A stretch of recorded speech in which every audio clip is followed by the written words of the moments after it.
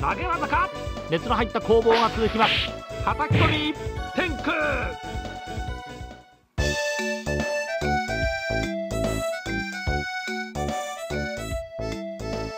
Hello ladies and gentlemen, and welcome to the 6th installment of Retro Spectacles. On today's program, we'll explore the world of Japanese sumo through the lens of 64Ōzumō 2, a title introduced to Japan and nowhere else in 1999.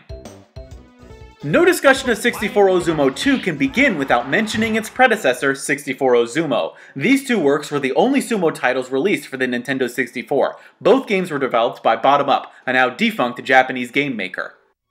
The story is the classic sumo formula. Your character leaves home at a young age to prove both his masculinity and Japaneseness by joining a sumo stable. It's up to you, the player, to win tournaments and make a name for your novice wrestler.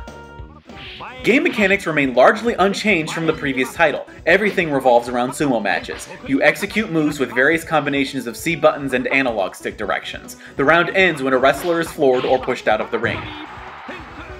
Compared to the first game, matches are much more methodical and tactical. Before, rounds concluded in all of a few seconds after wrestlers smashed into each other at lightning speed. Now, characters move slowly around each other in a dance as awkward as your middle school formal, with more punching. Contributing to the game's sluggish pace are glossier graphics that look like spit shines of the original material. The developer revamped arenas with more detailed audiences, yet these improvements tax the N64 hardware to the point of glacial frame rates.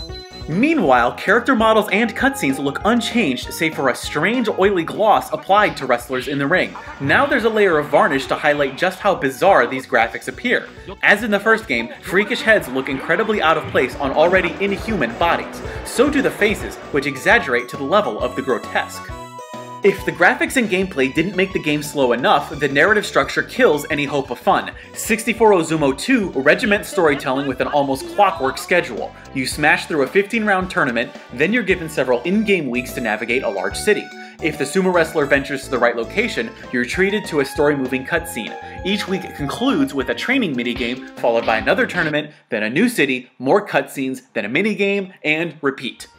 The first Ōzumō was repetitive enough, but the monotony was mercifully punctuated by entertaining and quirky minigames. These have been replaced by superficial training activities, both uninspired and unfulfilling. Here you try to hit a guy circling around the ring, here you punch a column of wood, and in this one you just run around the sumo ring. I don't even know what you're supposed to do in this minigame, because I always end up landing on my face. Really, they're all just bits of a boring training montage. If it weren't for the stat boosts, I wouldn't have cared. Overall, the game just isn't as good as the original. 64Ōzumō didn't have much going for it, but it was fast and a little charming in a so-bad-it's-good kind of way. 64Ōzumō 2 simply lacks depth. The story takes no risks, and its scheduled doses of fun are anything but. The graphics, while technically improved, are as off-putting as makeup on a mannequin. Not only that, but they actually make the game slower than it should be.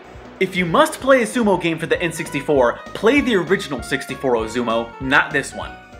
To appease the people of the internet, 64Ōzumō 2 receives half a giant head. That's all for me. Please let me know what I can do better by sending me a message or commenting below. Thanks for watching, and mahalo!